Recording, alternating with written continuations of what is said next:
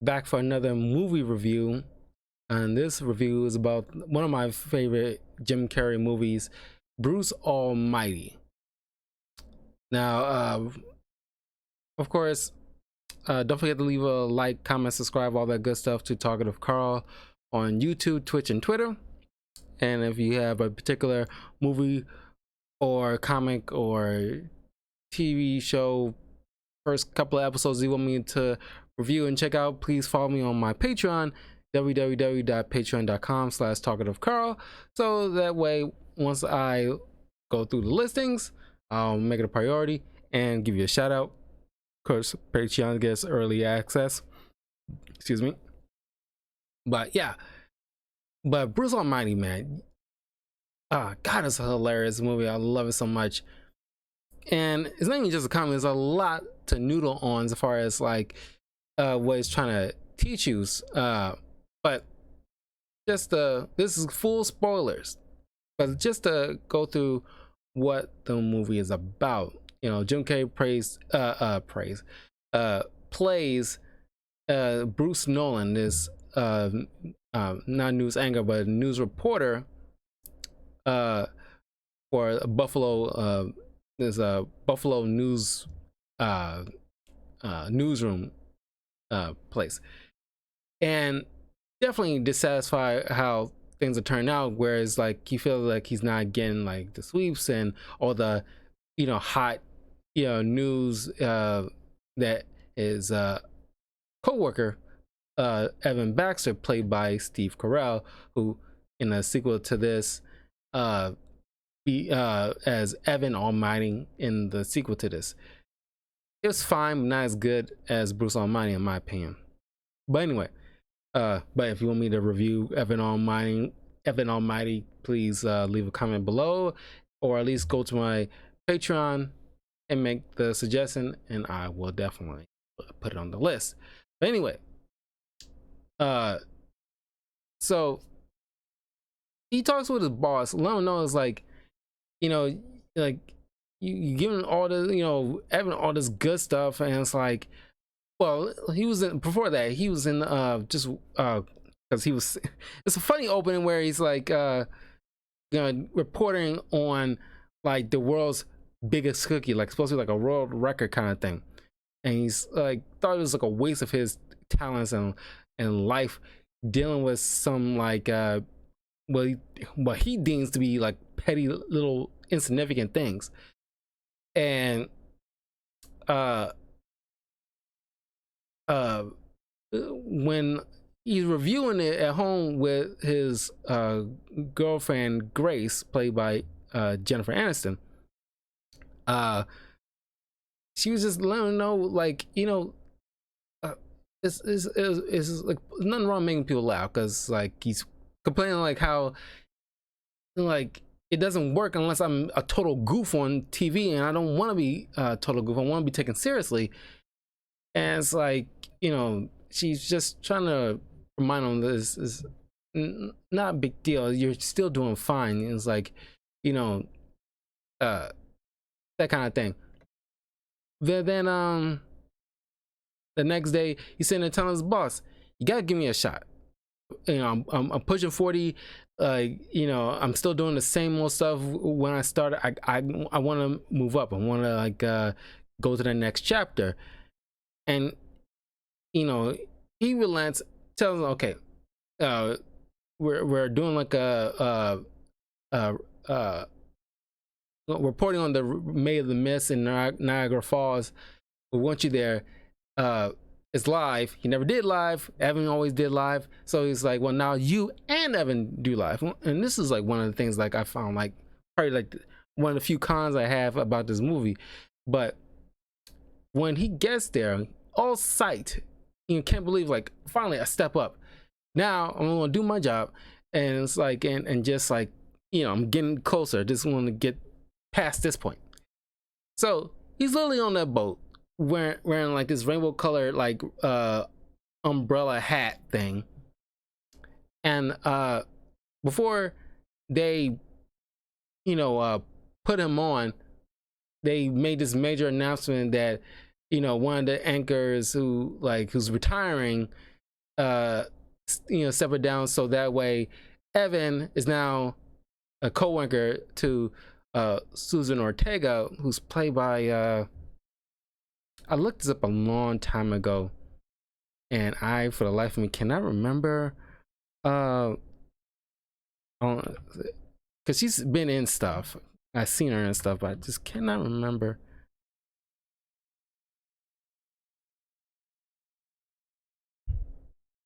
The IMDb.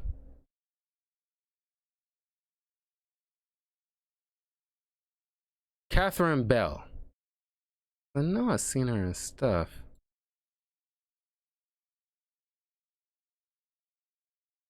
Oh, she's from the UK? Wow. Oh yeah. Oh yeah. Now I remember. She's been in a lot of those Hallmark Christmas movies. Now I know. Like I knew, like I've seen her in stuff, but just like it never stuck out. She was in Jag.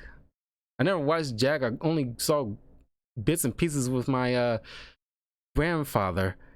She was a Good Witch, NCIS.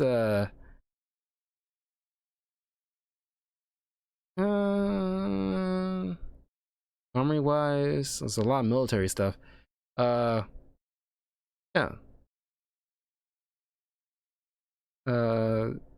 Yeah, some TVs, but yeah, yeah, for the most part, yeah. For like as far as movie wise, it's just a lot of Christmas movies. Hallmark Christmas movies, which are fine. I've seen her in a couple of those things that I thought she was fine in. But I always had a crush on her as a kid when I saw her. She was like very beautiful. Well, she is very beautiful, but it's like a very decent crush on her. But anyway, as like she's congratulating Evan as he's sitting in the anchor chair, and like Bruce and the cameraman and the lady he's working with on the ground, they hearing this, and like you see like the expression on Jim Carrey's face is just, he is a master at facial expressions. Like he honed that craft since he was a kid. Like like I found this out not too long ago. But he's, first of all, I just want to say Jim Carrey is by far easily one of my favorite actors of all time. I loved him since Ace Ventura when I watched it as a kid, and not even before that in Living Color. He's been by far my favorite actor of all time. He's hilarious. He's the reason why I love comedy movies as much as I do, is because of him. And like his facial expression when he just saw, like, he just like, okay, he just snaps when he does movies where he just snaps. It's just hilarious to me. And it's like, you can look up the rant on YouTube if you want to, because it's like it's just so freaking funny. It just goes off. I just think I think the director and writers let Jim Carrey just riff for a couple of minutes and just do whatever it is that, because he does that sometimes, just kind of like Robert Downey Jr., that it is known to just go off script and just like and do whatever he feels right in the moment that might fit, is whatever, and it usually works. And it's just like he just like I like to think Evan Baxter rather and it's like and just like goes off, and this old lady he was just like about to interview, and it's like just telling her, like, just making this stupid comment. It's like so why'd you let DiCaprio drown? Couldn't you take like, couldn't share on a big door? Because you're taking turns, or you just too afraid to freeze your big fat ass off?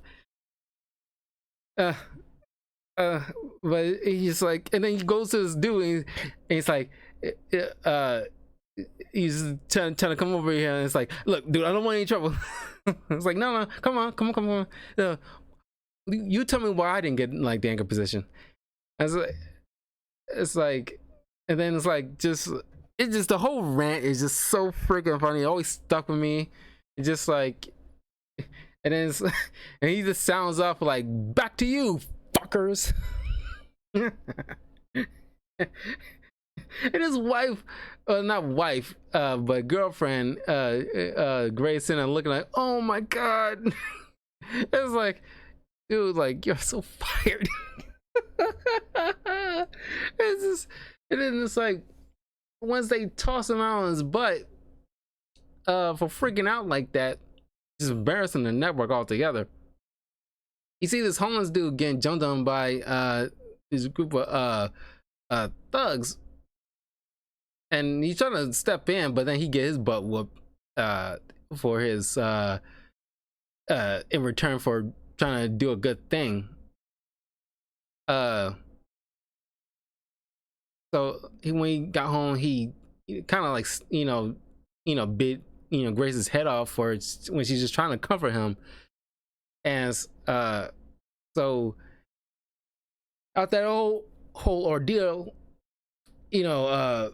he's like taking a drive out, and he just pretty much just cursing, in the skies, pretty much at God, because he having this conversation with Grace, telling like,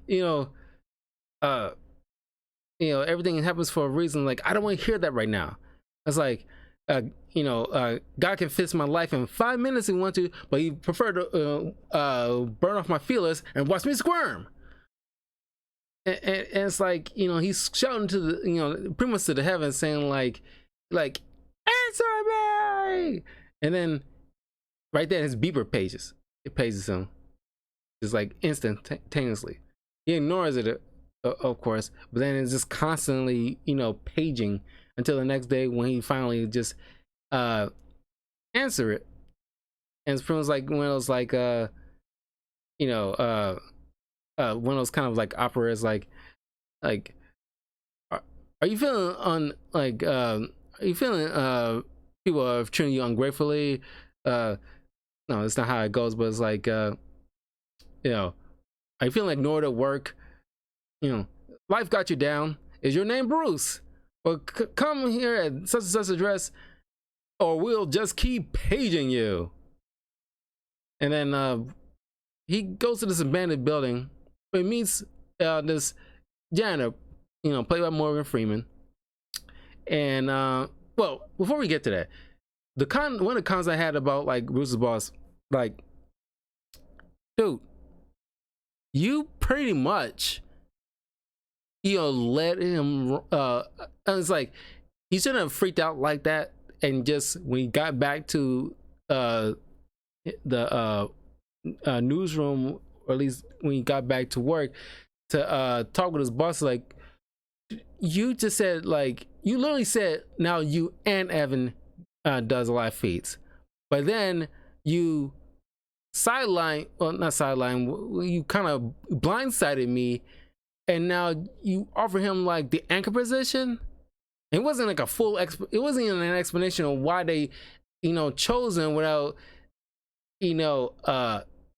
letting people know the chance. Because normally I'm not sure how newsrooms work, because like when people like usually get promoted, it's not like need to be announced or to everybody in the world. But I figure in a newsroom, when a different anchor is coming into play because one's about to retire, you would feel inclined to let other people know. You don't just do it right on air, just all of a sudden, especially since if he's like been there for a while, and I'm pretty sure it would have been known for a hot minute that he's at least in like a year in advance, when people, or 6 months to a year in advance, when people normally know they're about to retire soon, they fill people in. They don't just up and do it on the day of. And it's like, here you go, Evan, you step in now. No other choices, no procedures in place that supposed to lead up to this kind of thing. None of that. So, I mean, I think Bruce was well within his rights to be upset, because he thinking like, okay, I'm in the same level as Evan, so now I don't feel like I'm looking up to him. but then y'all blindsided me. And you could have just told me flat out, well, you can't do live feeds because not just because you asked, it's because since Evan will be going to the anchor position at this point, so you can just take his spot now. And it's like, you could have told him right there and there when you was having this conversation with him before you absconded off to Niagara Falls for that news coverage. You didn't do all that. You led him straight thinking like, you're both in the same position. I think, he was wrong for that. I thought that was an issue right there, because like, and then you getting mad at him for like, freaking out like that. You should have. It wasn't even in the deleted scenes at all. It's just the fact that, only his explanations like, it's not my call to let you go when the higher ups, come crashing, and just had a, just listen. Like, don't you try to pass the buck. You knew exactly what you did, and you was foul for that. But anyway, he meets up with Morgan Freeman, just like in a janitorial outfit, just mopping up the floor. And Bruce looking at the levels and is all on his little board where what name of each level of the building is, and they all say 7, with different titles to it, but they all say 7. And it's like, so he took the stairs up after inadvertently promising the janitor, like, yeah, he'll help him. He'll free on the 7th at 7. And he's like, 7 at 7 it is. And then he goes to the next floor and like sees the janitor again fixing a light. And it's like, and then he just reveals himself to like, yeah, well, like, Bruce, I'm God. And of course, he doesn't believe him. And he shows him like this file cabinet, a single file cabinet, supposed to be all about Bruce's life. Like, I guess from the moment to his birth up to this moment in time. And it's like, as soon as you open it, it's like a long drawer. It's like very cartoonishly, like you see in Looney Tunes, like when you open a drawer, it's like crazy long drawer full of files. And then the last entry, God pulls out and reads off to him his little shouting that he did towards the sky at him. And he's telling, and of course they have this little nice funny exchange where it's like, okay, if you're God, then how many fingers am I holding up? And he holds fingers behind his back, and it's like, he goes like, 3, 7, 1, 2, 5, 6, 8, and he all gets them right, because it's like, he's God, he's omnipotent, he don't know exactly what kind of numbers you're holding up. But then he tried, Bruce tried to cheat and like pull up 7 and then put down 2 and to leave 5. And it's like 7. And then it's like, he pulls up 7. He pulls up 5 and he has 2 extra digits on his right hand to equal 7. And he freaks out. And then he shakes his hand to go, and it goes back to normal. And it's like, all right, you do not complain about me. You think you can do a better job? Here's your chance. Once you leave out this building, you'll be endowed with all my power. And then, of course, as soon as he left the building, things start happening to him. There's like, like his car starts right away when it wasn't doing much before. And he made this offhanded comments like, well, you did not meet God. You don't have his powers, because if that was God, then I'm Clint Eastwood. And then all of a sudden, like a gunshot goes through his blows out his back window of his car. And it's like, he parks near a diner and looks in the rearview mirror. It's like, he does great Clint Eastwood, but he does that face in the rearview mirror and like, be careful what you wish for, punk. And it's like, and it's like, he gets out of the car like I'm not. It's so funny. It's like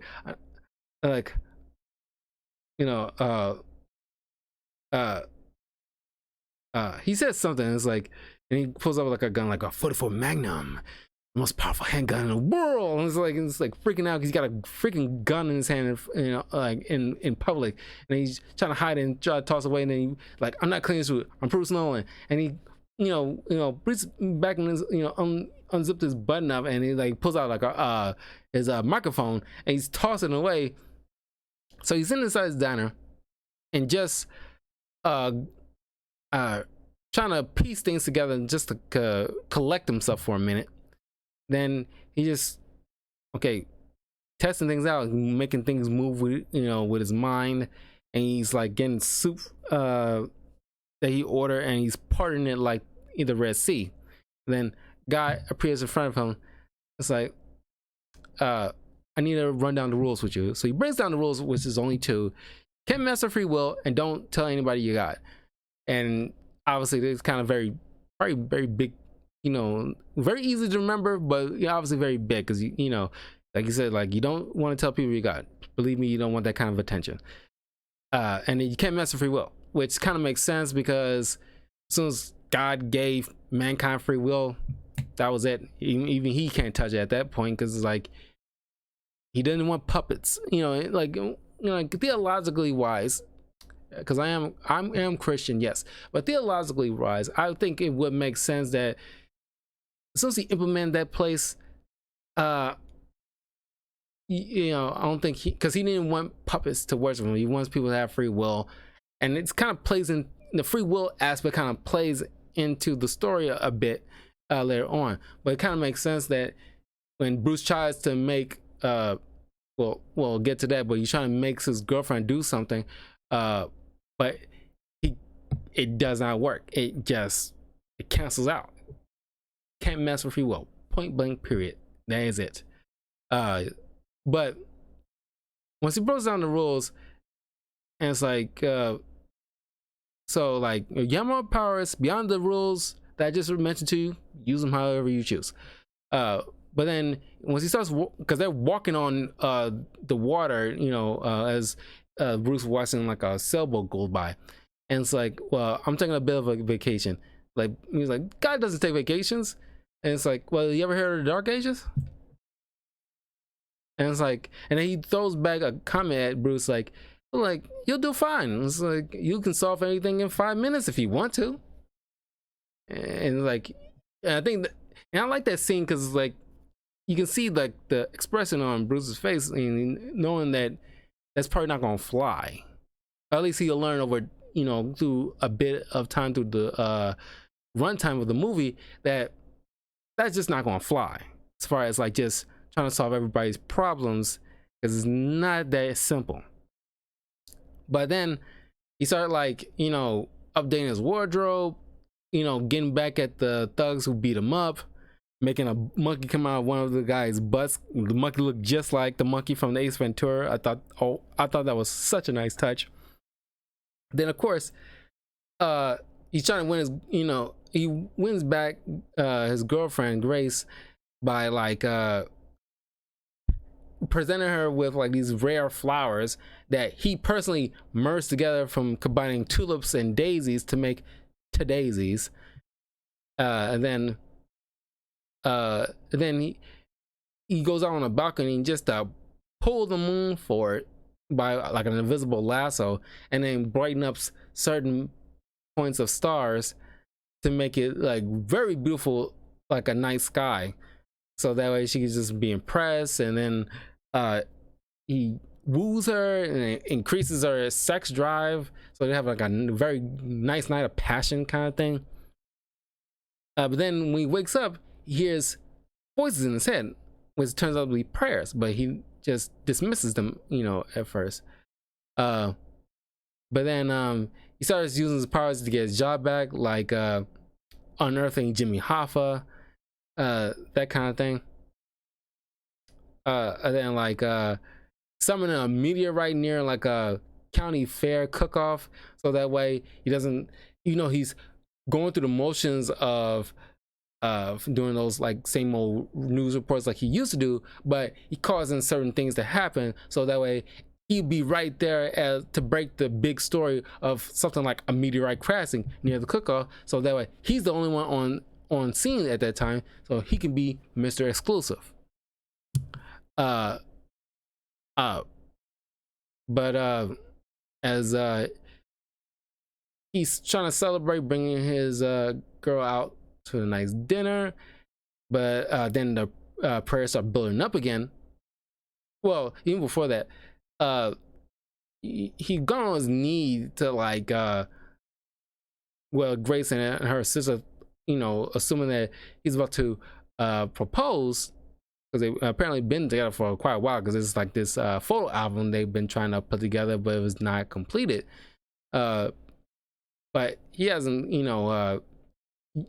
popped that question yet. But he just got on knees just to tell her that I got what was it, I got the anchor position or anchor job, whatever like that.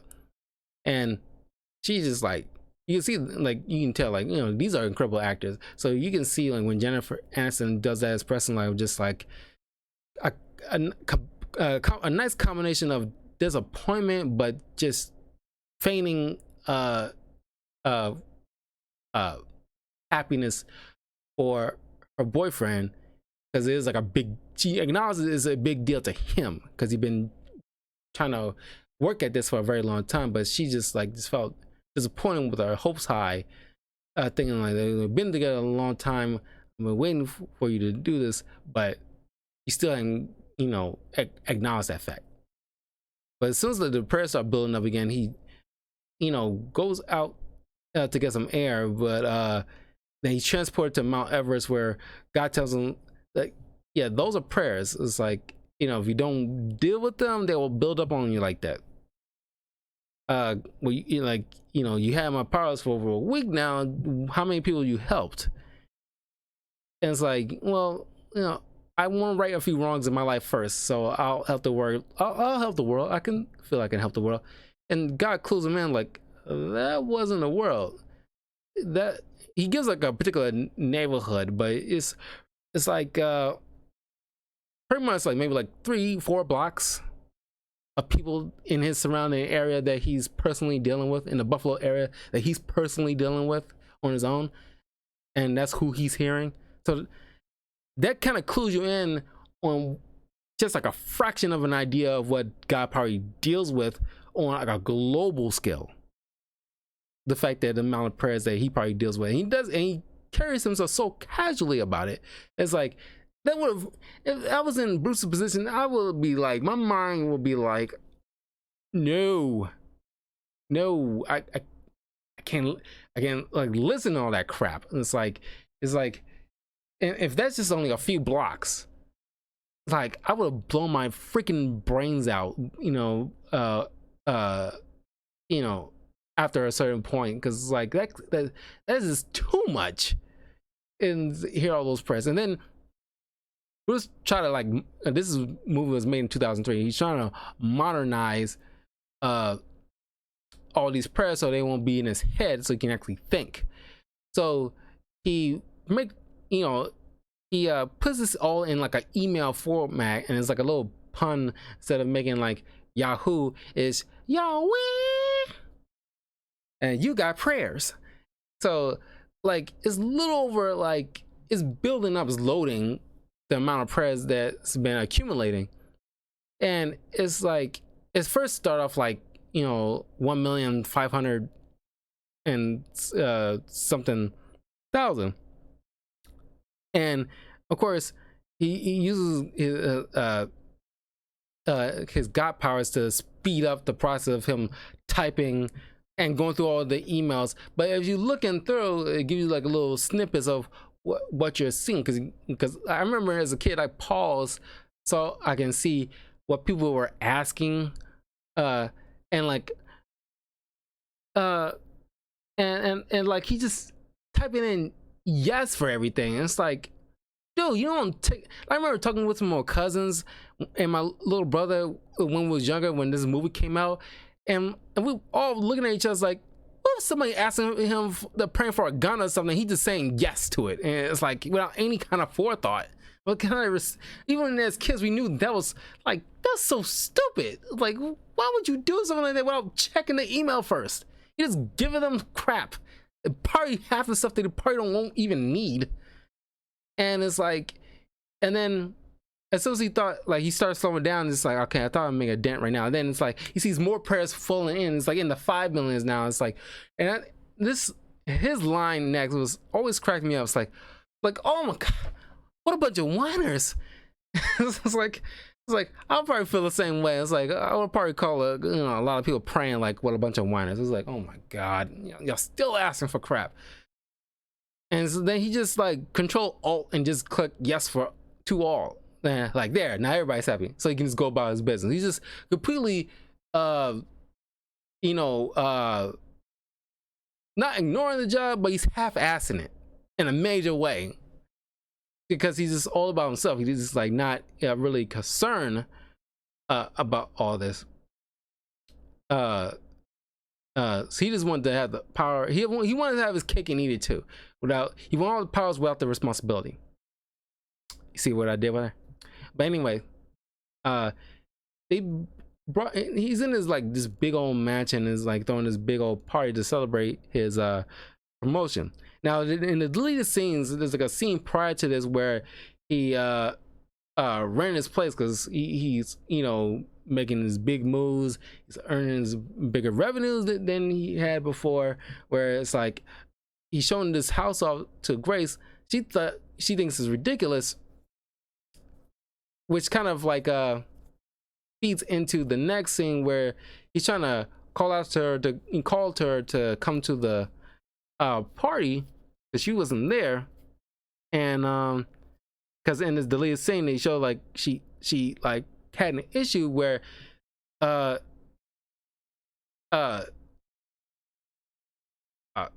he's moving too fast, he's ignoring the little things, like the relationship. I think she in that deleted scene she actually expressed the fact that she was foolish to think that he was like going to propose to her, and he just got this puzzled look on his face, like, propose? And it's like as soon as he drives off, he's like, you changed, Grace. It's like, and then that kind of explains how he had like a party at this big old mansion, but then he's sitting there not enjoying the party because he's sitting there like, while he's waiting on the Grace to call him back while he's sitting in like this bedroom by the phone.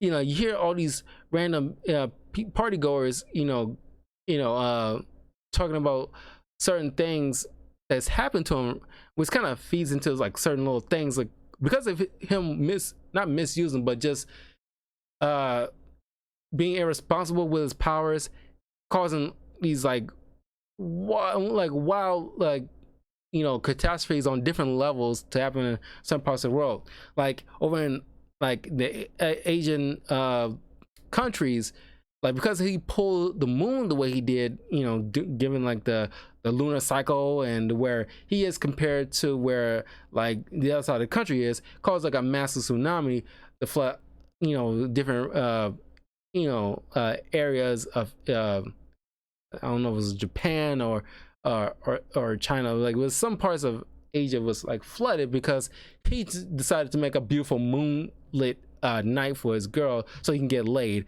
But as anybody who took basic science, like the moon controls the ebb and flow of the oceans. I think I mentioned this in my season 1 of Yu-Gi-Oh review, when like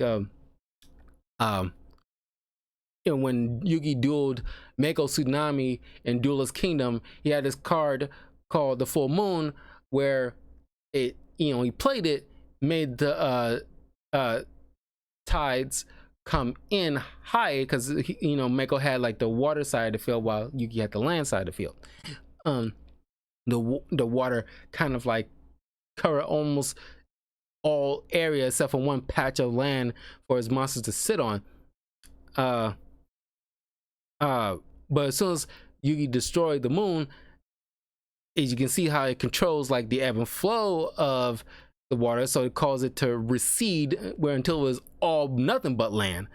So that's what like pretty much like happened over there. And then when the party goers start having these little private conversations, one lady talking about how like, look, I lost 20 pounds on my Krispy Kreme diet. It's like, you know, you look taller, Jim. I was like, and it was this Asian guy, and this buff Asian guy. I was like, you know what? I am. And it's like he, and then like later on when like, you know, Grace mentions about like the lottery, there's like a big lottery thing that's going on at the time. And then everybody obviously were participating in, including Grace's sister.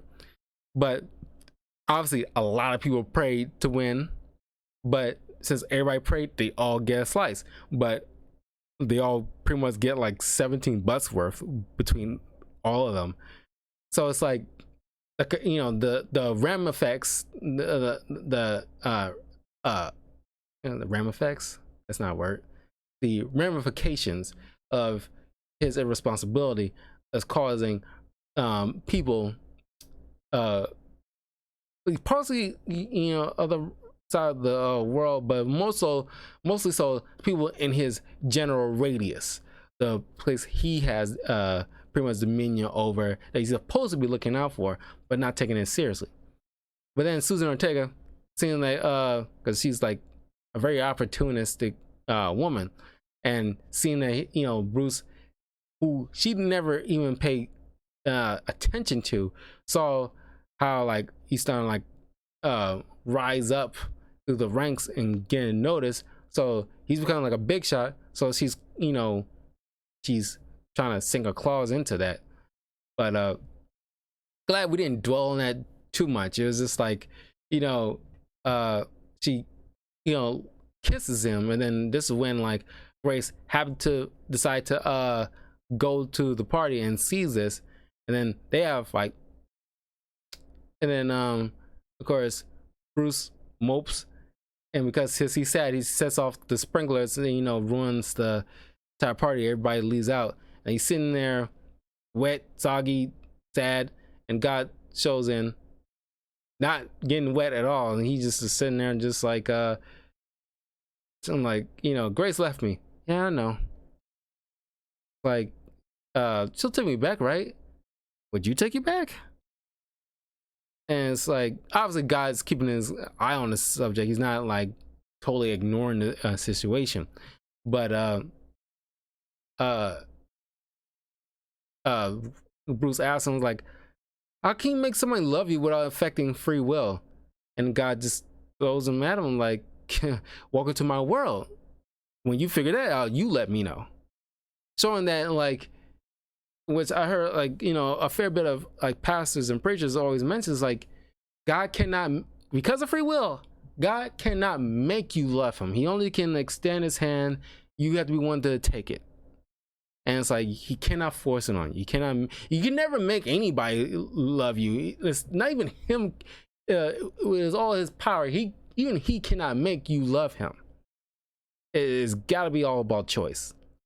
And I like that played into the factor of the story about, like, you know, certain about free will. It's like there's, you know, a certain amount of choice and like decisions, and that kind of plays in a factor how, you know, Bruce is misusing his powers. He chooses to do certain things, and it's causing negative effects on everybody around him because he didn't choose to be happy with what he had. So he wanted, you know,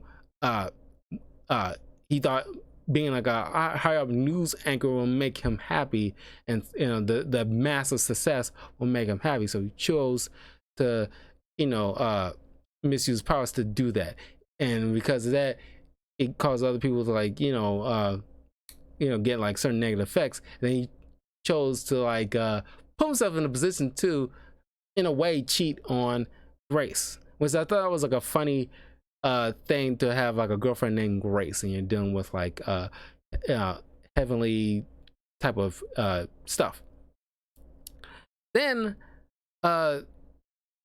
Bruce decides, well, I thought it was very clever to use his powers to, like, he can't affect free will directly, so he will indirectly try to convince her to make the choice to talk with him, because he wasn't like returning calls, and like he's just not on speaking terms at all. So you're making like clouds come together into a heart. he make birds flock together and make a formation to say call him. He when she's off for a jog, you see like like on the several trees it says Bruce and Grace forever, and each tree preceding it says forever and ever and ever and ever and ever. And then yeah, so that leads to eventually him going to her place of work. She's a kindergarten teacher, and like she's mellow enough to speak with him at the very least since he's there. And it's like he's trying to like beg her to come back, not fully acknowledging the fact that what he did was kind of messed up, but he acknowledging it, but it's kind of like, you know, you messed up, but you don't know why you're apologizing, kind of scenario, kind of thing. But he's just like, he screwed up. He just wants her back and not acknowledging the fact that he really did hurt her. But then comes to the next funny thing I really love, when it's like, look, would it help if I admit I was a complete ass? And there's some random kid behind us like, hey, you said ass. And he's like, it's okay if I'm talking about a donkey. If I say hole, it'll be a different story. If I say ass, hole. And then she had to take the kid away before she heard the complete sentence. But I thought it always cracks me up. It's like, I don't know, low key, I think in the back of my mind, it's kind of like, that's kind of like a play on a lot of things. Because this is like, if it's on like TBS or TNT, when it can't go full like it is on like on DVD or wherever, it's like, yeah, they allowed you to say the word ass, but they can never let you combine it to make the ass whole part.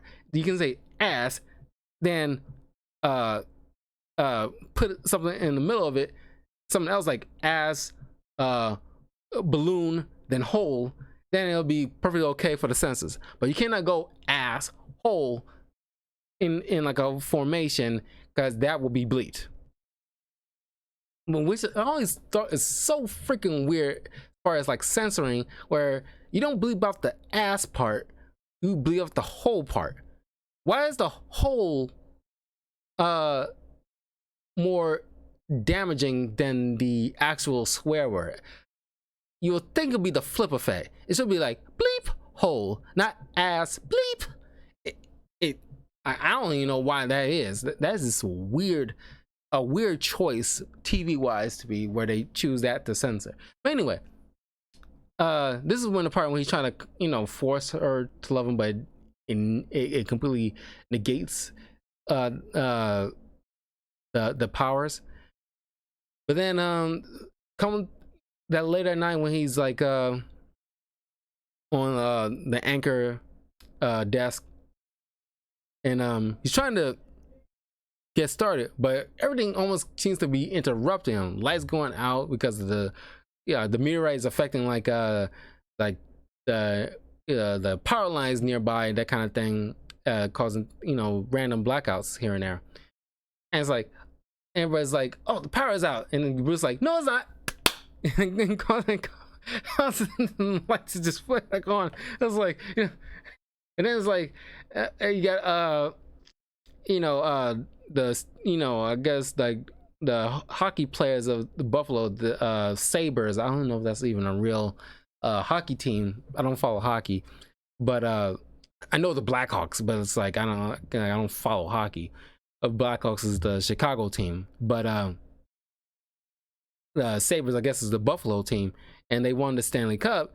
And it's like, they got like a sports anchor on the field, in the back room while the players are celebrating, trying to open up this bottle of champagne, and like completely, keep cutting off Bruce, and Bruce is like, and then causing like the court to pop open and hit him in the face. It's like, we'll get back to the Sabres winning the Stanley Cup in just a first second. And it's like, then his boss goes on his every sound like people are going crazy out there. I guess because it's because of the whole like a lot of people who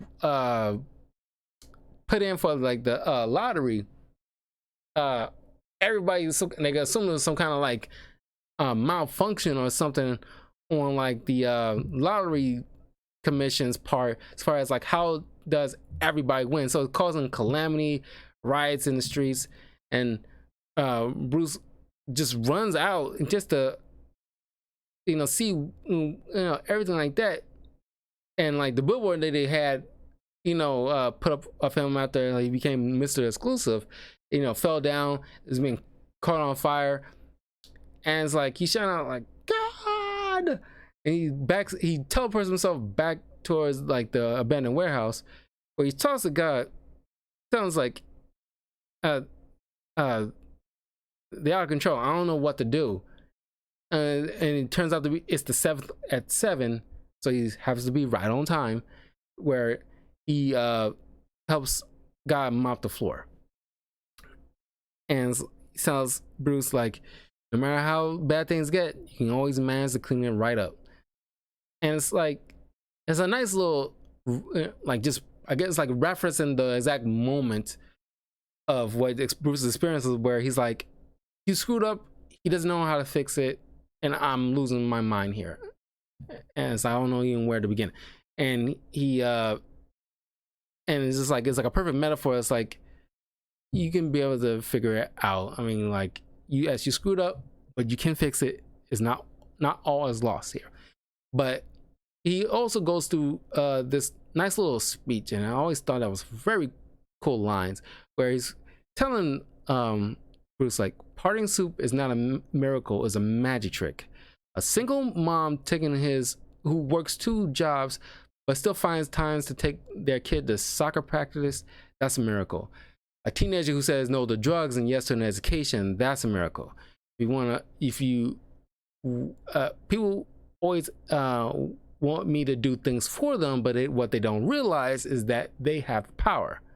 If you want a miracle, be the miracle. And then God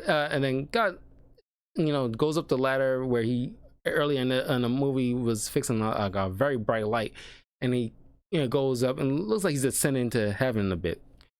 And Bruce asked him, like, what if I have more questions? And God was like, well, that's what people's problem there, Bruce. You always keep looking up.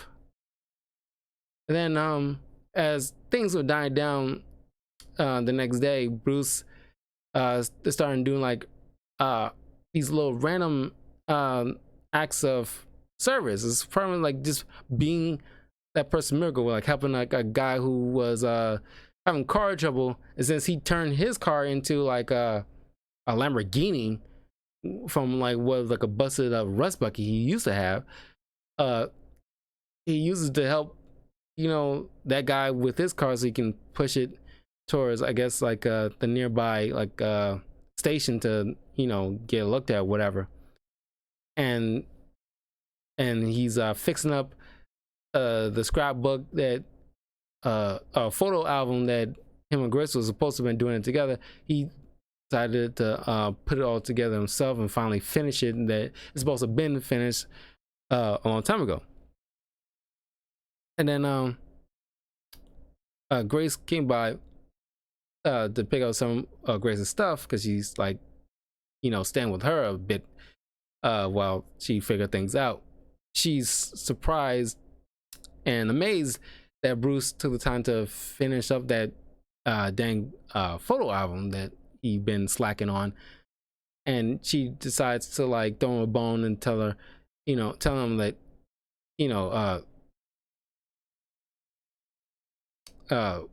Grace normally prays and is usually for you. So Bruce, I mean, earlier he decides to like unplug the whole email thing, where he just gives everybody everything. He decides to like, well, Bruce can take it away, which kind of he's erasing all his like mistakes and just giving people whatever they ask for. He just takes it all away, so that way so everything can just try to get relatively back to normal. But before I go any further, there's also a deleted scene I also like, where like after he goes through that whole miracle speech with Bruce, he puts up like kind of like a photo, like a projector kind of photo image of on the wall of like certain people and doing certain things, like like this. I remember in particular this older woman who was grocery shopping. She was trying to shop for some food because like she's you know she was praying to get more money because she was worried about getting thrown out of her house because she's like on that kind of final notice thing where she ended up getting like tossed out, and like because of Bruce she ended up slipping and falling and getting like a settlement from the grocery store, so that way she goes in a nicer house, but she just still feels alone and empty inside. And guy explains to him, if you put a little bit more thought into it and looking a little bit deeper, because it goes with like whole God's mysterious plan kind of stuff, like God's playing 3D chess or 5D chess that we just don't know, or don't know until it happens, or we find out later in life what kind of ramifications that might transpire that might lead us to a certain part where we didn't think it was good at the time. But he explains to him that I was planning on her to get I don't know if he like wanted her to get like kicked out, but it's just like she had like a falling out with her sister a long time ago, and they both said that they neither one of them wanted to jump, wanted to like take the initiative to call each other and get back on speaker terms and grow closer as sisters, because they're not old, but they're they're like at this time that scene she could be in her 50s a bit, and got planned to like, okay, get these two back together, because since she was going to get kicked out, she would be forced to call up her sister, so that way they can she can live with her sister until she got on her feet, but in the meantime get reacquainted with her sister and come together as a family again. That was the overall plan. Because of what you did, now she's she has her money, but she's still empty. She has all this money, but like kind of like the whole Jensen thing in like Iron Man 1, where it's like you have everything but nothing. So they go show that he was wielding his power so irresponsibly without any kind of thought ever, or forethought into what he was doing when he was doing it. And when he's like spying on Grace's prayer, because she's in his vicinity when he's hearing all these prayers, she prays that she's that he finds what he wants, and she still loves him, but she doesn't want to love him anymore, even though she loves him, but she's just so hurt by him, and then that breaks his heart. So he's like walking in the middle of the street, crying on his knees and screaming to the guys like I don't want to be God anymore, like I want you to make all the decisions. And then he just there's like a powerful scene by Jim Carrey, and then like then a car came in, hits him. He's in heaven, and like God tells him, what do you pray for? And after a brief joke, he prays for Grace to find somebody who would truly love her in a way that she wants, even if it wasn't with me.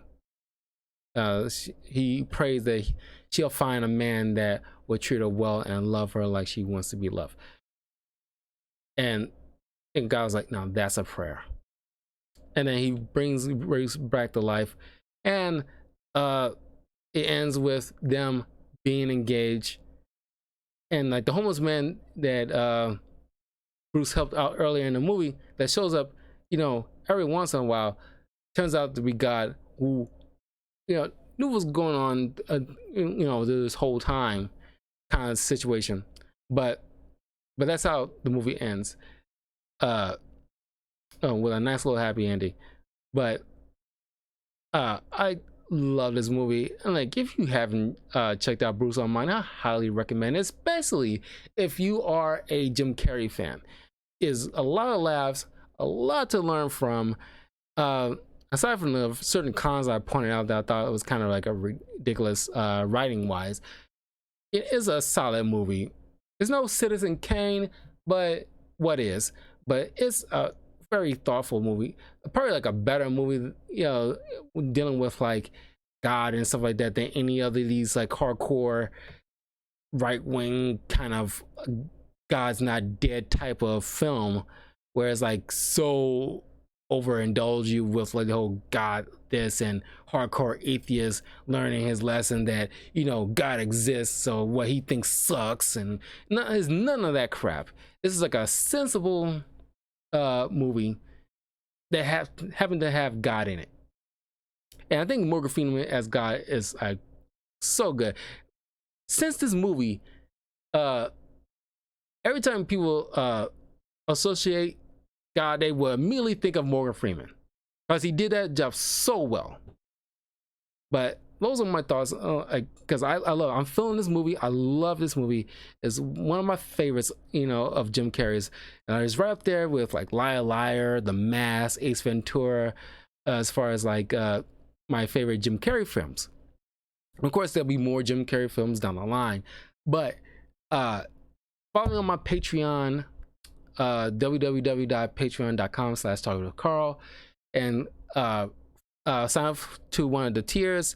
Like the minimum tier, you can easily choose one movie for me to review. Like if there's another Jim Carrey film that you like more, that you want me to check out, because I watch a lot of Jim Carrey films, but I would not hesitate to revisit any one of them. So please check out the tiers, see if you have any ideas as far as like a comic, a couple of episodes of a TV show or a movie that you want me to review. I'll check it out. Patreon members get early access, and I will give you a nice little shout out. But thank you all for joining me. I'll see you guys next time for another movie review. I don't know what that will be yet. I'm probably leaning towards Horrible Bosses, because there's another Jennifer Aniston. Technically not a Jennifer Aniston film, but she's in it, and she's awesome in it. So I might be well, there's only 2 Horrible Bosses movie. I'm thinking it's best to leave it at. I'm glad they left it at 2 and not make a 3rd one. I don't want it to turn out like the Hangover films, where it kind of lost its momentum because they kept chucking that stuff out. It was like a dead horse, after halfway through the 2nd one. But yeah, I will think the next couple of films I'll probably review will be the Horrible Bosses films, probably, depending on what comes up. But I think I'll do that maybe next month. But yeah, thank you all for joining me. I will see you guys next time, and be safe.